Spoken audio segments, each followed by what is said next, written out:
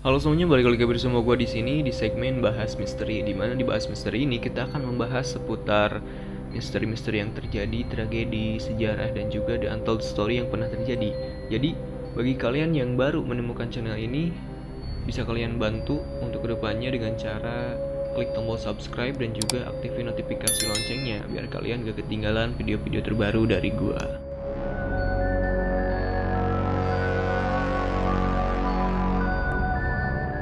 Oke, di episode kali ini kita akan membahas sebuah kasus yang sempat viral pada masanya, yaitu sekitar tahun 90-an.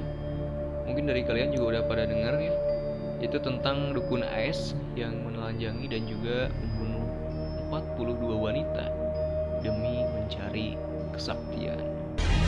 Pembunuhan 42 wanita di perkebunan tebu di Deli Serdang, Sumatera Utara tidak mungkin bisa dilupakan oleh masyarakat di sekitar perkebunan tebu itu. Jasad-jasad yang terkubur di kebun tebu akhirnya terkuak. Ahmad Suraji alias Dukun AS alias Nasib Klewang menjadi tersangka dalam kasus pembunuhan Sri Kemala Dewi. Hasil penyelidikan polisi juga menemukan bahwa Ahmad Suraji melakukan lebih dari satu pembunuhan.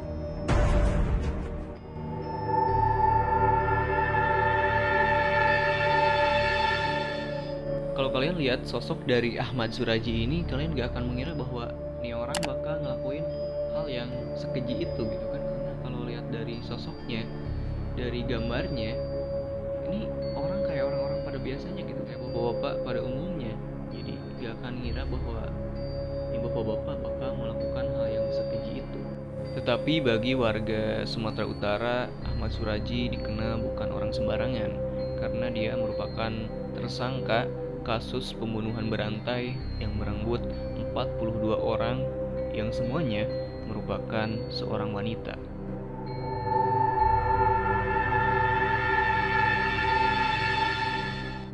Ahmad Suraji lahir pada tanggal 10 Januari 1949, di mana masa kecil dari Ahmad Suraji ini emang kayak anak-anak desa pada umumnya gitu kan, sering lari-larian, sering main di ladang gitu kan, tidak ada hal-hal yang aneh sejak masa kecil dari Ahmad Suraji ini.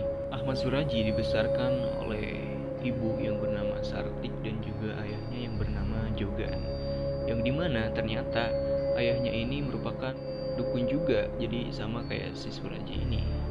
Tetapi sayangnya Ahmad Suraji harus ditinggal oleh sang ayah yang meninggal pada usianya yang masih berusia 7 bulan.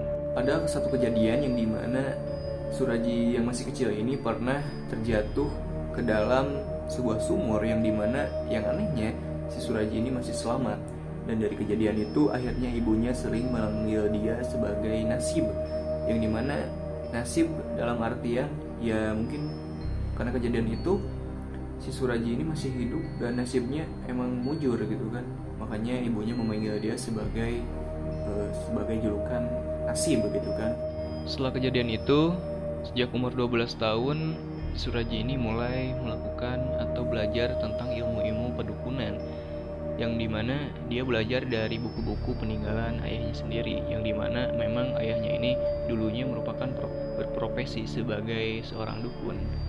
Singkat cerita, pada usia Suraji sudah beranjak 27 tahun, dia pun akhirnya menikah dengan seorang wanita asal Pekanbaru yang bernama Tumini. Nah, dari sinilah si Ahmad Suraji ini yang asalnya bernama Nasib berganti nama menjadi Ahmad Suraji, yang dimana pergantian nama ini menurut dia semoga saja bisa membawa atau merubah kehidupan dia menjadi lebih baik dan juga lebih berkah ke depannya gitu. Dari sini semuanya berjalan tanpa ada kejadian-kejadian apapun. Jadi semuanya lancar-lancar saja sampai akhirnya si Suraji ini mempunyai keinginan yang sangat aneh, yang dimana dia ingin mempunyai istri lagi, jadi ingin berpoligami. Dengan alasan dia ingin mempunyai seorang anak perempuan kepada istri pertamanya, yaitu Tumini, yang dimana hasil dari hubungan dengan Tumini dia mempunyai 4 orang anak, yang dimana 4 orang anak ini berjenis kelamin laki-laki. Tetapi yang lebih anehnya lagi, si Ahmad Suraji ini ingin menikahi adik dari Tumini. Jadi adik dari istrinya ingin dia nikahi, dan tidak hanya satu, tetapi 2 adik dari Tumini yang dimana merupakan istrinya sendiri ingin dia nikahi.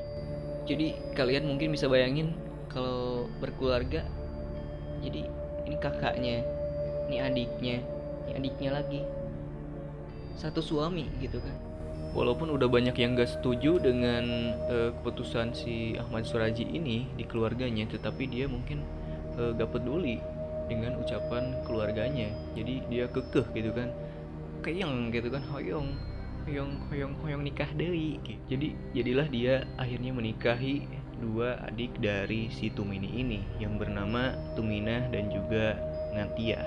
Kejadian ini sempat ditentang oleh ibunya sendiri. Jadi ibu Ahmad Suraji ini tidak setuju dengan apa yang dilakukan oleh anaknya, karena menurut ibunya kelakuan anaknya ini udah tidak benar gitu kan, tidak wajar. Jadi ibunya tidak setuju dengan apa yang dilakukan oleh Ahmad Suraji ini. Tapi Ahmad Suraji tidak terima dengan omongan dari ibunya. Bukannya dengerin apa kata ibunya, dia malah mengusir ibunya dari rumah. Makin lama, kelakuan dari Ahmad Suraji ini makin di luar akal logika. Hingga di suatu malam, ia pernah mengaku bahwa ia kerap didatangi ayahnya dalam mimpi untuk mengajarinya soal ilmu kesaktian. Dan di dalam satu mimpi, ayahnya ini berpesan kepada si Ahmad Suraji ini. Jadi katanya di dalam mimpi Ahmad Suraji ini bapaknya berpesan bahwa jika Ahmad Suraji ingin mempunyai kesaktian, dia harus mengorbankan setidaknya 70 nyawa dari para perempuan. Dan setelah cukup lama berpikir dan menimbang-nimbang, akhirnya Ahmad Suraji melakukan apa yang dipetuahkan oleh ayahnya tersebut. Jadi sebelum kejadian ini terbongkar, Ahmad Suraji memang dikenal sebagai dukun di kampung halamannya ya. Jadi dikenal sebagai orang pintar di lingkungan sekitarnya.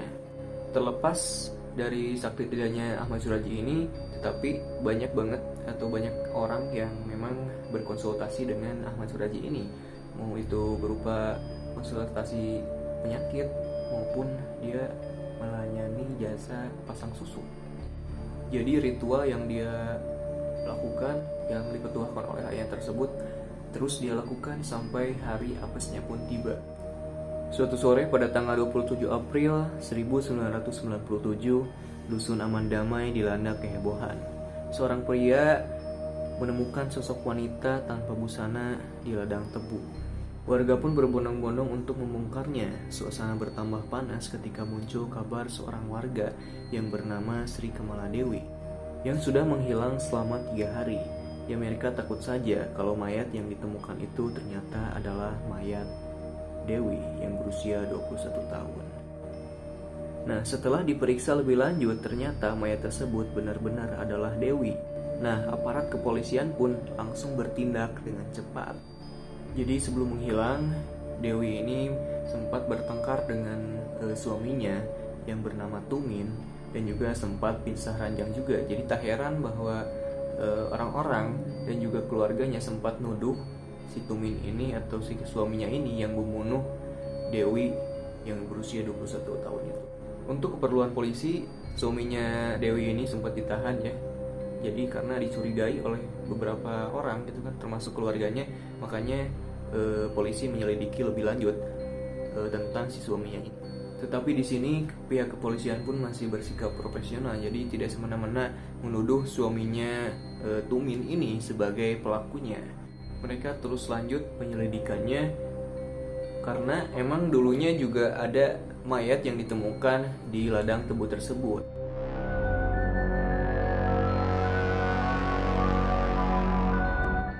Ada warga kampung yang bernama Andreas ini mengaku kalau pernah mengantar Dewi sebelum hilang ke rumah Ahmad Suraji yang merupakan dukun di lingkungan tersebut.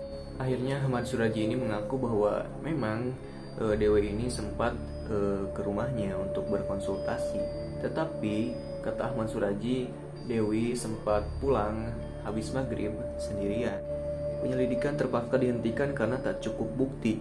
Tapi polisi tidak menyerah begitu saja. Mereka terus dalami sejumlah laporan orang yang hilang dalam beberapa tahun terakhir. Ternyata dari sekian banyak orang yang dilaporkan hilang, terdapat satu benang merah yang kebanyakan dari mereka merupakan pasien dari Suraji ini.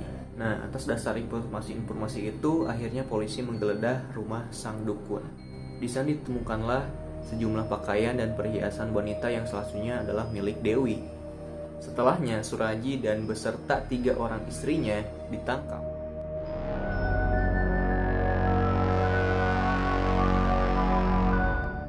Pasti dari kalian ada yang penasaran tentang ritual yang dilakukan oleh Ahmad Suraji ini kepada para perempuan-perempuan atau para korban-korban yang dibunuhnya. Syarat dari ritual itu yaitu menghisap air liur dari korban atau para perempuan. Nah, ternyata ada salah satu korban yang selamat dari ritual dari Ahmad Suraji ini yang sempat kabur saat ritual dilakukannya. Jadi tidak sempat membunuh si korban ini. Si korban ini sebut saja bernama Mawar. Jadi kisahnya kayak gini. Jadi si Mawar ini bertemu dengan temannya yang merupakan salah satu pasien dari si Suraji ini, yang dimana temannya tersebut terlihat lebih cantik dan juga lebih seger daripada biasanya. Dan akhirnya si Mawar ini menanyakan ke si temannya tersebut gitu kan. Dan si temannya ini menjawab, kalau lo pengen muka segar dan juga cantik kayak gua, lo harus temui dukun sakti, yang dukun ini bernama Dukun AS atau biasa disebut Ahmad Suraji. Dan karena perkataan temannya tersebut dan juga kebelet pengen cantik atau seger gitu kan, ya akhirnya si Mawar ini tergoda lah, akhirnya menemui si Ahmad Suraji ini. Hingga pada suatu siang dia mendatangi kediaman Ahmad Suraji. Awalnya ya biasa saja, dia konsultasi sama kayak dukun lah pada umumnya gitu kan. Dia konsultasi tentang masalah dia, problem dia gitu kan. Habis itu Mawar dibacain mantra dan juga disuruh meminum air putih yang katanya udah diludahi sama Suraji ini. Dan untuk ritual selanjutnya, Mawar mesti bertemu Suraji lagi pada malam hari di perbatasan desa.